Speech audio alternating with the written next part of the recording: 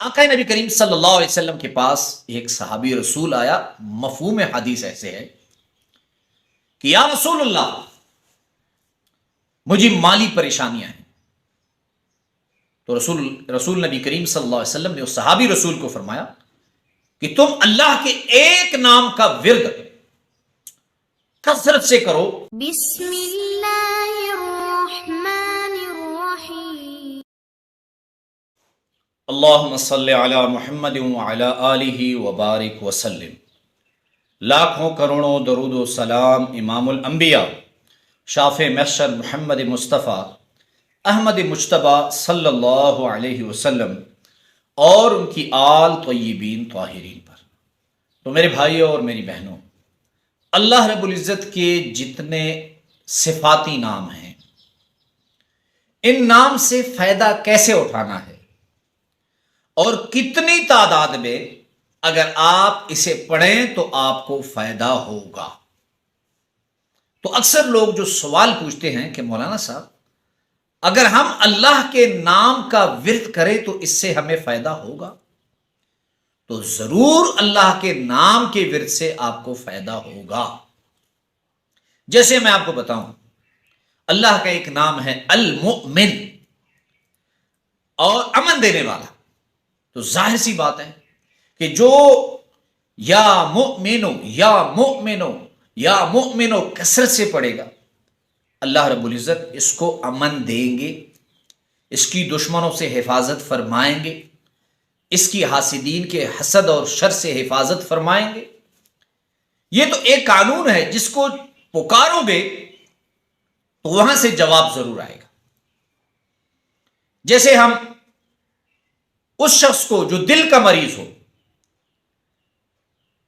جس کے دل میں یا سوراخ ہو یا دل کی رگیں بند ہو یا دل کا کوئی اور مسئلہ ہے، ہم اسے یا وہاب، اللہ کا ایک نام ہے الوہاب، ہم اس مریض کو کہتے ہیں تم اللہ کا ایک نام یا وہابو یا وہابو کثرت سے پڑھو. اور یہ ہمارا آزمودہ بھی ہے کہ جس شخص کو ہم نے دل کے مرض کے لیے یا وہابو کا وظیفہ بتایا، اللہ نے اس کی پریشانی ختم کی. اور اسی طرح اللہ کے دوسرے نام ہیں. اور جو لوگ ہڈیوں جوڑوں کی تکلیف میں مبتلا ہے، ریڑھ کی ہڈی کی تکلیف میں مبتلا ہے، ٹانگوں کی تکلیف میں مبتلا ہے، ہم نے انہیں اللہ کا ایک نام بتایا اور وہ نام ہے السلام، سلامتی والا، سلامتی والا. ہم انہیں کہتے ہیں کہ آپ یا سلامو یا سلامو یا سلامو کثرت سے پڑھیں تو اللہ رب العزت آپ کی جوڑوں کی بیماری، ریڑھ کی ہڈی کی تکلیف، ٹانگوں کی تکلیف ختم کر دیں گے. اسی طرح آقا نبی کریم صلی اللہ علیہ وسلم کے پاس ایک صحابی رسول آیا. مفہوم حدیث ایسے ہے کہ یا رسول اللہ مجھے مالی پریشانیاں ہیں. تو رسول نبی کریم صلی اللہ علیہ وسلم نے اس صحابی رسول کو فرمایا کہ تم اللہ کے ایک نام کا ورد کثرت سے کرو، اللہ آپ کی تمام پریشانیاں ختم فرما دیں گے. اور وہ اللہ کا نام کون سا ہے؟ یا ذل جلال والاکرام.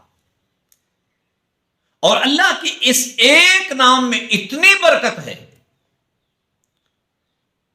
کہ جس کو بھی ہم نے یہ اللہ کے ایک نام کا وظیفہ بتایا، اللہ نے اسے غنی فرما دیا.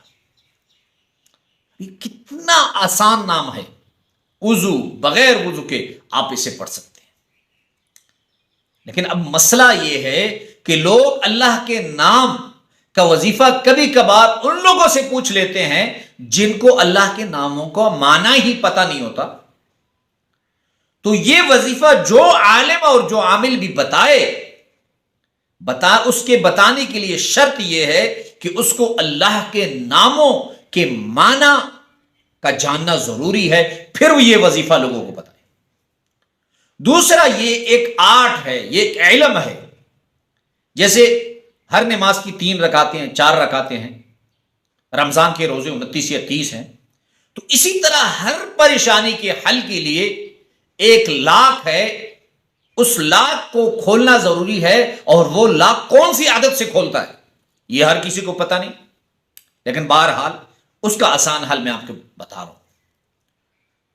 آپ اللہ کے جس نام کا بھی وظیفہ کرے، کسی عالم سے پوچھیں، پہلے اس کو اپنی پریشانی بتائیں کہ میری یہ پریشانی ہے، اور وہ عالم ان ناموں کے معنی کا جائزہ لے، اور اس کے بعد جیسے کسی کو دشمن سے پریشانی ہے تو یا مومنو پڑھے، دل کی بیماری ہے یا وہابو پڑھے، لیکن اب پڑھنا کتنا ہے تو یاد رکھو، ایک ایسا عادت آپ کو بتا رہا ہوں جو ہر حالت سے مناسب بھی ہے، ہر رویہ اور لحاظ سے مناسب بھی ہے، اور یہ آپ کی بیماریوں اور پریشانیوں کے لیے کافی بھی ہے، اور وہ عدد ہے 313۔